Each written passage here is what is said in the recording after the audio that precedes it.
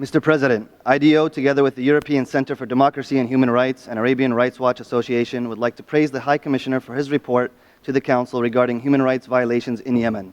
Looking at the comparative culpability of the parties to the warring sides regarding 3,591 civilian deaths in Yemen, the report concludes that 61% of the civilian deaths is attributed to the Saudi coalition, while 16% is attributed to Al-Qaeda and ISIL operatives, as well as unidentified armed groups. Taken together, the Saudi coalition, along with the mentioned terror groups, are responsible for 77% of the civilian death count. The remaining 23% of civilian deaths is attributed to the Yemeni army and popular committees. The comparative culpability gap between the two sides may widen when we factor in the actual remaining civilian casualty count, the widespread damage to civilian infrastructure from airstrikes and ground shelling, and those who suffered and died due to the blockade, such as the 10,000 children reported by UNICEF Representative Julian Harnese to have died due to preventable diseases that could have been treated but for the war, and blockade on food, medical, and fuel supplies. To better understand the comparative culpability, a comprehensive, independent, neutral, just commission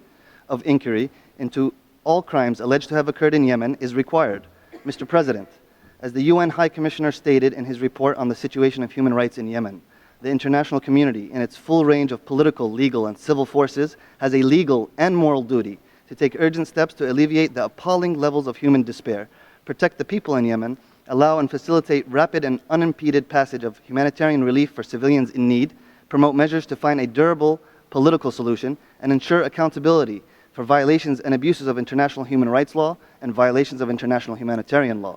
In light of the serious allegations of violations of international humanitarian law and human rights law, and given the failure of the National Commission to impartially investigate those violations, we support the High Commissioner's call to establish an international independent investigative body to carry out that responsibility, and we urge the members of this Council to support that call. Thank you.